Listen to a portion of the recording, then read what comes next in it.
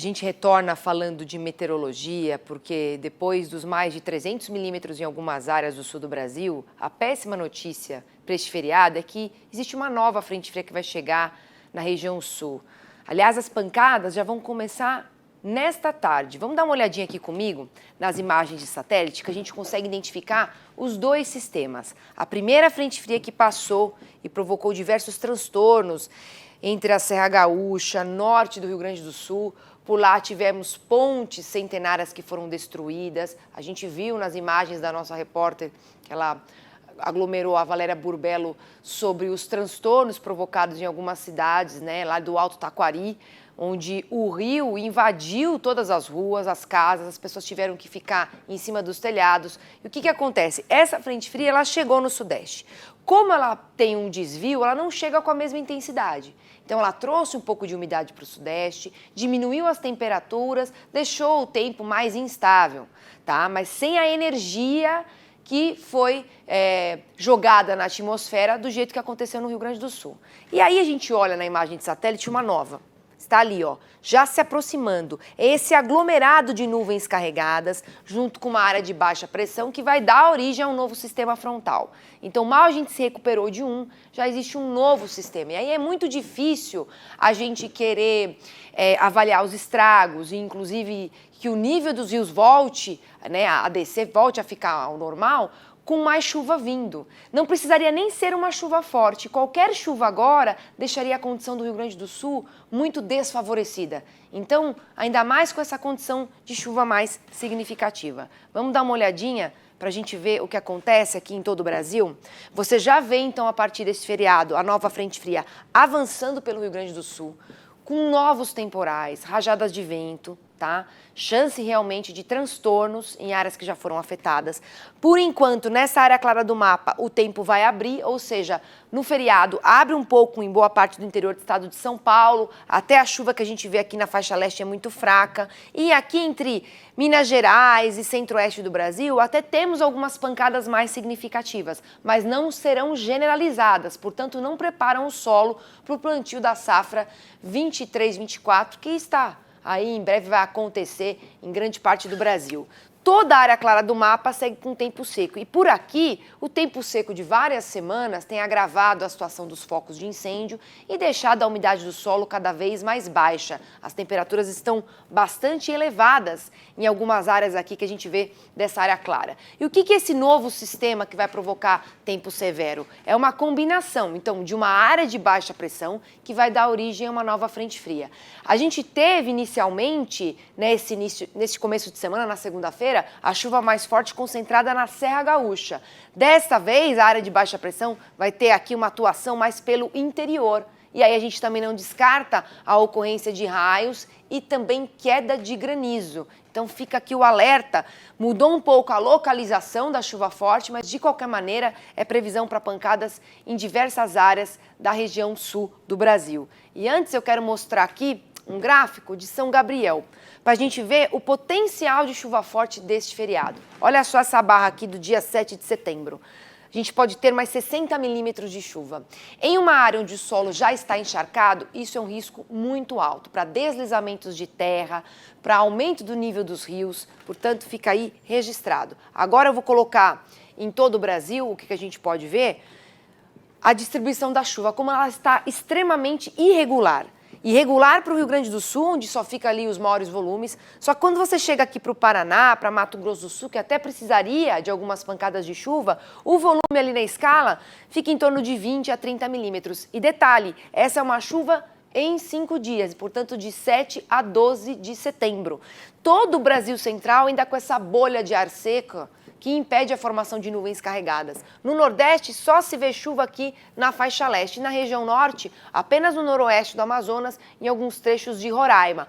Rondônia, que também espera e aguarda a umidade para fazer o plantio da safra de verão, vai ter que esperar um pouco mais, porque não vai chegar com a primavera esse corredor de umidade para fornecer, então, aí uma retenção hídrica do solo e garantir um bom desenvolvimento inicial da safra.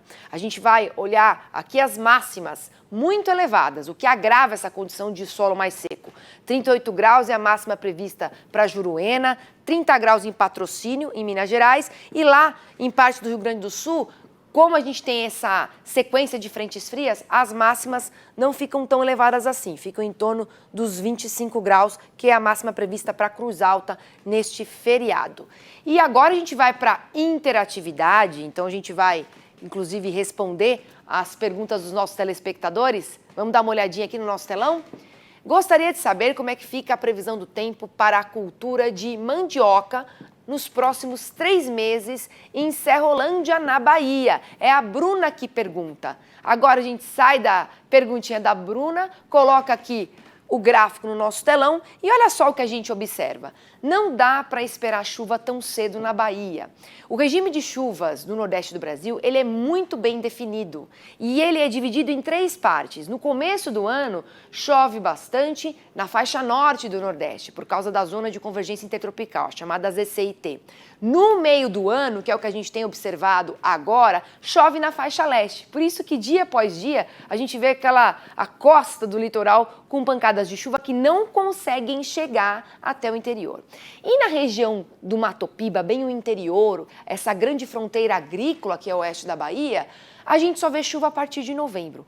Como estamos falando em um ano de El Niño, o que vai acontecer? Essa chuva pode atrasar ainda mais. Então, para a Serrolândia, na Bahia, a gente vê aqui, numa projeção que vai até dezembro, um único episódio de chuva. Claro que estamos falando de uma previsão feita com muita antecedência, tá? Então ela pode sofrer correções, por isso que é tão importante não só a previsão do tempo, mas o monitoramento climático, que a gente faz aqui no Canal Rural, ao longo da programação e em todos os telejornais. Aqui você vê um único episódio de chuva. Isso vai ser suficiente para repor déficit hídrico? Não.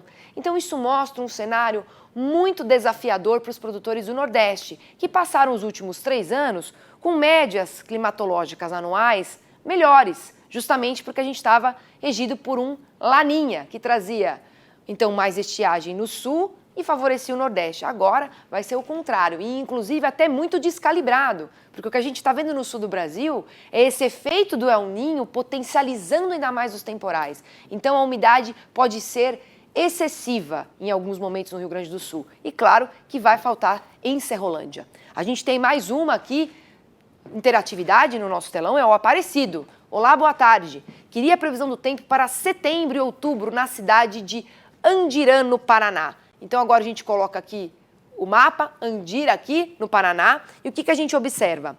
No Paraná, a gente tem uma maior quantidade de distribuição de chuvas. Mas percebam que essas chuvas elas não vêm junto com a primavera e nem com o fim do vazio sanitário. Tá? Elas estão bem mal distribuídas. Por quê? Embora o El Niño traga chuva acima da média para o sul do Brasil, a gente vai ver que os volumes mais elevados de chuvas, as anomalias positivas, vão ficar mais concentradas no Rio Grande do Sul. Então, até mesmo o Paraná fica aí com um volume que é baixo, olhando aqui o período de tempo. Claro que a gente vai sempre avaliar e tá aí monitorando essa previsão, tá? Mas de qualquer maneira, a gente percebe que são poucos episódios e eles não chegam aqui antes de outubro. Setembro muito seca para o Paraná, não vai ser em todas as áreas que essa umidade vai alcançar. E a gente temos mais uma, vamos lá? Olha só, o Elias Berger, olha o que ele diz. Como é que fica a previsão do tempo para os meses de outubro, novembro e dezembro na região de General Isidoro Resquim, no Paraguai? Então temos aqui uma pergunta internacional. Nossos telespectadores acompanham muito a meteorologia aqui do Canal Rural, a gente agradece, não só daqui, mas de todos os lugares do Brasil, do mundo. Tivemos até nessa semana a gente ali do Canadá monitorando lavoura aqui em parte do Brasil. Então o que a gente observa aqui para o Paraguai? A gente vai ter muita chuva prevista para os próximos 3 meses. Por que isso acontece? Olha lá os 281 milímetros. Porque a gente vai ter as áreas de baixa pressão se formando com muita intensidade e se alimentando demais das águas mais aquecidas do Oceano Atlântico também. Então, esse excesso de chuva que acaba acontecendo no Rio Grande do Sul e nos nossos países vizinhos também, aqui da região sul do Brasil, eles também vão enfrentar esse tipo de problema. Em alguns momentos, essa chuva pode vir forte demais.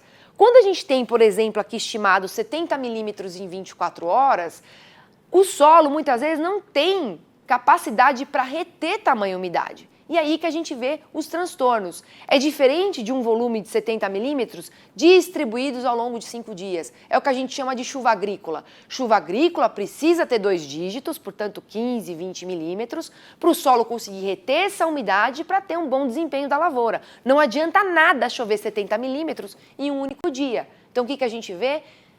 Chance para estragos, chance para transtornos. Então, do mesmo jeito que o sul pode enfrentar temporais ao longo dessa primavera-verão, também estão aqui os nossos amigos paraguaios que podem enfrentar os mesmos problemas. E se você quiser ver a previsão do tempo na sua região aqui no Mercado e Companhia, esteja onde você estiver, é muito fácil. É só mandar aqui uma mensagem para a gente pelo número 11 94313 4234. Isso, e aí a gente vai ver que também é muito simples também, se você quiser colocar o QR Code ali, colocar na sua tela pelo seu celular. Só não se esquece de informar o seu nome, a sua cidade e o seu estado para a gente conseguir trazer uma previsão bem personalizada para você, conforme a gente fez aqui com esses últimos 3 telespectadores. Não deixe de participar.